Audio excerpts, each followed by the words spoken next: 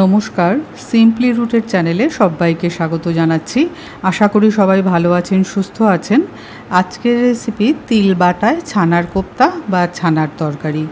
যে কোনো নিরামিষ দিনে সাদা ভাতের সাথে এই রেসিপিটা খেতে কিন্তু খুবই ভালো লাগে। রেসিপিটা শেষ পর্যন্ত দেখার অনুরোধ রইল। নতুন যারা আমার ভিডিওগুলো দেখছেন তাদের অবশ্যই লাইক, শেয়ার আর আমার চ্যানেলটা সাবস্ক্রাইব করে পাশে থাকার অনুরোধ করছি। আর পুরনো যারা আমার আগে থেকেই পাশে রয়েছেন তাদেরকে ধন্যবাদ জানাচ্ছি। রেসিপি শেষ পর্যন্ত না দেখলে কিছু উপকরণ হয়তো আপনাদের মিস হয়ে যেতে পারে, তাতে রান্নার স্বাদ কিন্তু পুরোপুরি আসবে না। তাই অবশ্যই বারবার করে শেষ পর্যন্ত রান্নাটা দেখার অনুরোধ করছি। ছানার কোপ্তা বানানোর জন্যে আমি এখানে 250 গ্রাম পনির নিয়েছি। পনিরটা ভালোভাবে হাত দিয়ে চটকে মেখে নিয়ে এর মধ্যে দিয়ে দিচ্ছি 1/2 চামচ নুন আর 1.5 চামচ মতো চিনি। নুন চিনির পর দিয়ে দিচ্ছি খুবই মিহি করে কেটে নেওয়া 2টো কাঁচা লঙ্কা। আপনারা কাঁচা লঙ্কার পরিবর্তে শুকনো লঙ্কার গুঁড়োও ব্যবহার করতে পারেন, গোলমরিচের গুঁড়োও ব্যবহার করতে পারেন। নুন, চিনি, কাঁচা লঙ্কার পর এবার পনিরের মধ্যে দিয়ে দিচ্ছি 3 চামচ চালের গুঁড়ো। আপনারা চালের গুঁড়োর পরিবর্তে ময়দাও ব্যবহার করতে পারেন। পনিরটাকে কোপ্তার শেপ দেওয়ার জন্যে বা বাইন্ডিংয়ের জন্যে এই চালের গুঁড়োটা আমি ব্যবহার করলাম। 2 হাতের তালুতে কিছুটা পরিমাণ সাদা তেল লাগিয়ে নিয়েছি। এবার পনিরের মণ্ডটা থেকে কিছুটা করে অংশ নিয়ে 2 হাতের চাপে কোপ্তার শেপ দিয়ে নিচ্ছি। 250 গ্রাম পনির থেকে আমার মোট 14টা কোপ্তা হয়েছে। আমার তৈরি কোপ্তাগুলো একটু পাতলা হয়েছে, সেজন্য 14টা কোপ্তা হয়েছে 250 গ্রাম পনিরে। আপনারা যদি আর একটু মোটা করে করেন তাহলে 14টা কোপ্তা কিন্তু হবে না। এখানে আমি 5টা শুকনো লঙ্কা, 1/2 চামচ ধনে আর 1/2 চামচ গোটা জিরে শুকনো খোলায় ভেজে নিয়েছি। এবার এই সব কটা মশলা আমি একসাথে গুঁড়ো করে নেব। এই বাটিতেই নিয়েছি 1/2 কাপ টক দই। আমি একটু ফেটিয়ে নিয়েছি টক দইটা। দইয়ের মধ্যে এখন ভাজা মশলাটা দিয়ে দিচ্ছি, যেটা আমি মিক্সারের জারে করে নিয়েছিলাম, আর দিচ্ছি 1/2 চামচ গরম মশলার গুঁড়ো। সব মশলাগুলোকে দইয়ের সাথে ভালো করে মিশিয়ে নিচ্ছি। মিক্সার জারের মধ্যে এখন দিয়ে দিয়েছি 2 চামচ সাদা তিল। তিলের পরিমাণটা একটু বেশি ব্যবহার করতে হবে। তিলটাকেও আমি ভালো করে গুঁড়ো করে নিলাম। গ্যাসে বসিয়ে দিয়েছি একটা তাওয়াতে দিয়ে দিলাম অল্প পরিমাণে সাদা তেল।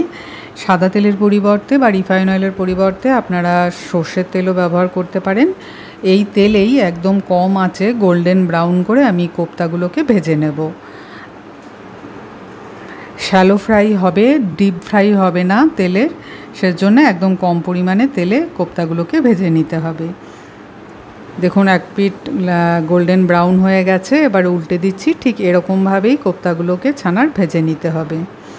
সমস্ত কোপ্তাগুলো ভাজা হয়ে গেছে। এবার এক এক করে সব তুলে নিচ্ছি। কোপ্তা ভাজা হয়ে যাওয়ার পর গ্যাসে কড়াই বসিয়ে দিয়ে তাতে দিয়ে দিয়েছি পরিমাণ মতো রিফাইন অয়েল। এবার তাতে দিয়ে দিচ্ছি 3টে তেজপাতা, 2টো থেতো করা এলাচ, 1/2 চামচ 5 ফোড়ন আর 2টো শুকনো লঙ্কা আমি মাঝখান থেকে ফাটিয়ে নিয়েছি। তেলে দিয়ে একটু নেড়ে চেড়ে এখন দিয়ে দিচ্ছি 1 চামচ নুন আর সামান্য একটু হলুদ আর 1/2 চামচ আদা বাটা। একদম কম আছে সমস্ত মশলাগুলো একটু নেড়ে চেড়ে নিয়ে 1/2 কাপ মতো জল দিয়ে দিচ্ছি মশলা কষার জন্যে। একদমই কম আছে 2 মিনিট মতো সমস্ত মশলা একটু কষিয়ে নেওয়ার পর এখন টক দই, ভাজা মশলা আর গরম মশলা যে মিশ্রণটা তৈরি করেছিলাম সেটা দিয়ে দিচ্ছি। এই সময় অবশ্যই গ্যাসের ফ্লেমটা কম রাখতে হবে। টক দইয়ের বাটিটাতে 2 টেবিল স্পুন মতো জল দিয়ে বাটিটা ভালো করে ধুয়ে সেই জলটা দিয়ে দিলাম। সাথে দিয়ে দিলাম 2 চামচ চিনি। এবার 4 থেকে 5 মিনিট একদমই কম আছে সমস্ত মশলা ভালো করে নেড়ে চেড়ে কষিয়ে নিয়ে যখন তেল ছাড়তে শুরু করবে, দেখুন তেল ছাড়তে শুরু করেছে, এখন দিয়ে দিচ্ছি তিল বাটা। তিল বাটা দিয়ে একইভাবেই কম আছে সমস্ত মশলা নেড়ে চেড়ে নিয়ে 3 থেকে 4 মিনিটের জন্য কড়াটা ঢেকে দিচ্ছি। 3 থেকে 4 মিনিট পর আবার ঢাকনা তুলে সমস্ত মশলা নেড়ে চেড়ে ভালো করে কষে নিয়ে দেখুন আবারও তেল ছাড়তে শুরু করেছে। এখন দিয়ে দিচ্ছি 1 কাপ ফোটানো জল আর 2টো চেরা কাঁচা লঙ্কা। অবশ্যই জলটা ফুটিয়ে ব্যবহার করবেন, কারণ ছানার কোপ্তাগুলো দেওয়ার পর ঝোলের মধ্যে বেশিক্ষণ ফোটানো যাবে না। বেশিক্ষণ ফোটালে ছানার কোপ্তাগুলো ভেঙে যাবে। গরম জল দেওয়ার পর গ্যাসের ফ্লেম হাই করে দিয়ে ঝোলটা আবার ফুটে উঠলে তার মধ্যে কোপ্তাগুলো দিয়ে দিতে হবে। দিয়ে মিনিট দেড়েক হাই ফ্লেমে কোপ্তাগুলোকে ঝোলের মধ্যে ফুটিয়ে নিতে হবে। কোপ্তাগুলো মিনিট দেড়েক ঝোলের মধ্যে হাই ফ্লেমে ফুটিয়ে নেওয়ার পর 2 টেবিল স্পুন দুধের মধ্যে 2 চামচ গুঁড়ো দুধ মিশিয়ে আমি সেই মিশ্রণটা কড়াতে দিয়ে দিলাম। দিয়ে অল্প একটু নেড়ে চেড়ে নিয়ে গ্যাসটা বন্ধ করে দিচ্ছি।